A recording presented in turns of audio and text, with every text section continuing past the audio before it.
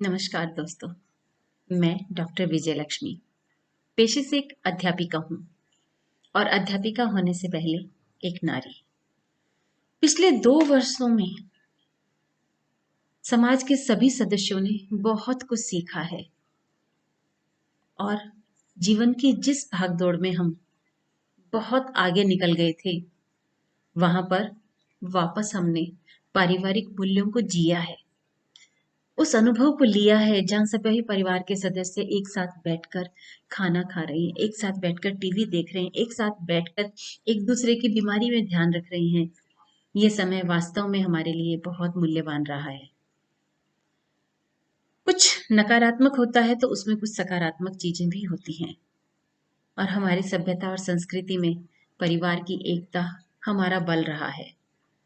ऐसे समय में सभी आयु वर्ग के सदस्यों ने बहुत कुछ सीखा भी है और झेला भी है। लेकिन अगर हम ये कहें कि उस झेलने में भी सीखना था तो ज्यादा सही होगा।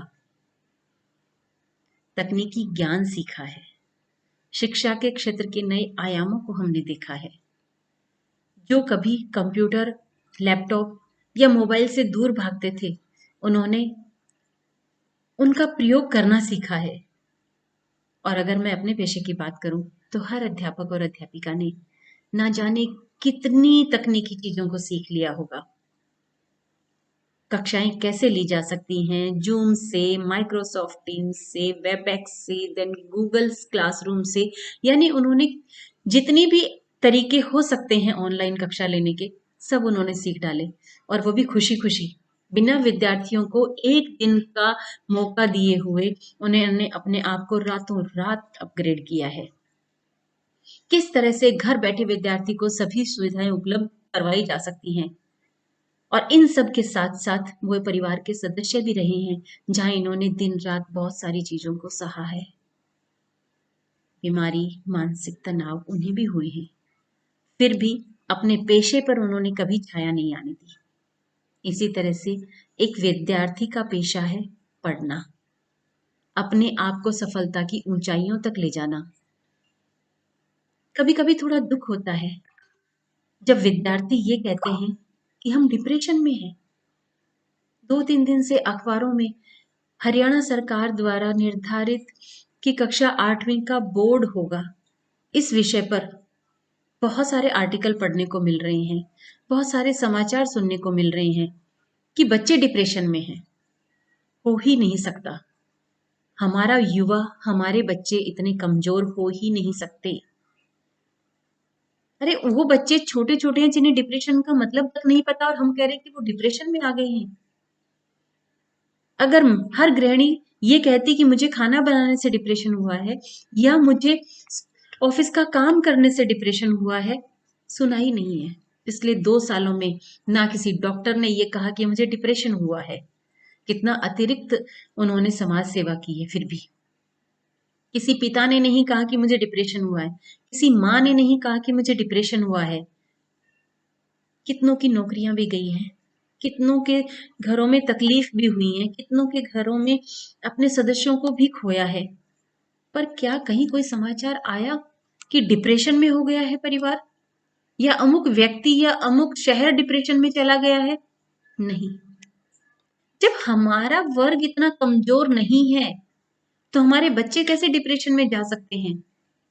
वो तो हमसे कहीं ज्यादा गुणों वाले हैं, तकनीकी ज्ञान कहीं हमसे ज्यादा है, उनकी विकास की ग्रंथियां हमसे कहीं ज्यादा खुली हुई हैं। वो हमसे 2 कदम आगे हैं हर ज्ञान में, और हम ये कहते हैं कि वो डिप्रेशन ले रहे हैं। उन्हें मोबाइल की गहराइयों तक जानने में कोई डिप्रेशन नहीं हुआ, उन्हें लैपटॉप की तकनीकियों को, बारीकियों को जानने में कहीं डिप्रेशन नहीं हुआ, अनेक तरह के गेम सीखने में उन्हें डिप्रेशन नहीं हुआ। तो वो पढ़ाई जिसको वो बचपन से करते आ रहे हैं उसमें डिप्रेशन होगा? थोड़ा सा अटपटा लगता है। मैं अभिभावकों से अनुरोध करती हूँ, अपने बच्चों को कमजोर ना समझें। उन्हें पढ़ाई से घबराना नहीं, पढ़ाई को एंजॉय करना सिखाएं। जो चीज उन्होंने पढ़ी है, जो उनका धर्म है, उस धर्म में उन्हें डिप्रेशन क्यों दिखाई देने की कोशिश करवा रहे हैं हम?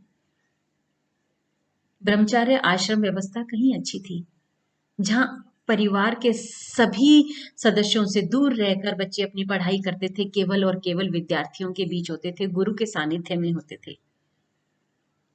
उन्हें कोई दिक्कत नहीं आती थी, चाहे वो किसी भी धर्म से हैं, किसी मजहब से हैं, या किसी परिवार से हैं, या किस राजघराने से हैं, या किस आम जनता से हैं, वहां कोई भेदभाव नहीं था। तो आज हमारा विद्यार्थी एक छोटी सी की बोर्ड की परीक्षा होनी है, उसमें डिप्रेशन में है। एक अध्यापिका होने के नाते मुझे अपने बच्चों में कहीं डिप्रेशन नहीं दिखाई देता।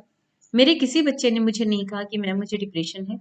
तो क्यों अखबार की सुर्खियों में इस शब्द को उछाला जा रहा है? कहीं ऐसा तो नहीं है कि हम अपने बच्चों को इस शब्द को सिखा रहे हो? सोचकर थोड़ा सा अफसोस होता है कि अगर हम अपने बच्चों को पढ़ाई से ये कहना सिखा रहे हैं कि उन्हें डिप्रेशन हो जाएगा बेटा, वो उनका धर्म है, उनका कर्तव्य है, उनकी पढ़ाई है, उनका भविष्य है, उनका ज्ञान है, जो उन्होंने सीखा है, उसी चीज को पेपर में लिखते हुए हम उन्हें ऐसा सोचने पे मजबूर ना करें, तो ये अच्छा होगा, हमारे बच्चे के भविष्य के लिए अच्छा होगा कि किसी भी नई चीज को स्वीकार करने में उसे हम ये कह दें कि डिप्रेशन है। नहीं, हमारे बच्चे इतने कमजोर नहीं हो सकते। मैं अभिभावकों से अनुरोध करती हूँ कि वे अपने बच्चों को इन शब्दों से थोड़ा दूर रखें, क्योंकि जैसा बच्चे सुनते हैं वो अपने दिमाग में एक वैसी ही इमेज बैठा लेते हैं। और दूसरी बात, 2 सालों में उन्होंने परिवार के साथ रहना सीखा है, टेक्नोलॉजी से खेलना सीखा है। कहीं ऐसा तो नहीं है कि हमारे ही सानिध्य में वो पढ़ाई से दूर रहे हों, हमारी ही आंखों के सामने वो पढ़ाई से दूर हो गए हों। तो अब जब मौका मिला है उन्हें अपनी काबिलियत को दिखाने का, तो उन्हें खुशी खुशी आगे आने दीजिए ना। बल्कि आप तो उनका सहारा बनिए कि बेटा, बोर्ड सिर्फ नाम होता है, परीक्षा वही है जो आपने पढ़ा है। इतनी मेहनत से हरियाणा बोर्ड ने एक पाठ्यक्रम तैयार किया है, ऐसा पाठ्यक्रम जो हर भेदभाव से दूर है, हर बोर्ड से दूर है, हर स्कूल के करिकुलम से दूर है, जो सिर्फ एक कॉमन चीज है, जो बच्चे के पूरे ज्ञान को खंगालता है। अध्यापक वर्ग खुश है। क्यों? क्योंकि उसे पता है कि उनके बच्चों ने ये सब ध्यान से पढ़ा है, सुना है, हमने पढ़ाया है। तो सिर्फ ये अभिभावक चंद लोगों के कहने से हम इस चीज को उछाल रहे हैं या सोचने पे मजबूर कर रहे हैं।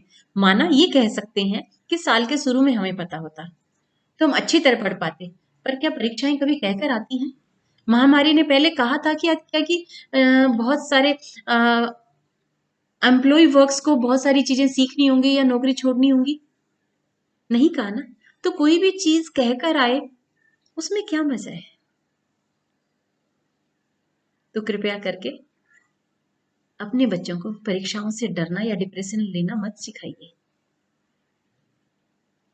उन्हें परीक्षाओं को लांग कर आगे चलने की हिम्मत दीजिए, ताकि वो अपनी जिंदगी की किसी भी परीक्षा में, किसी भी मुश्किल घड़ी में डरे नहीं, डिप्रेशन में नहीं आए। धन्यवाद।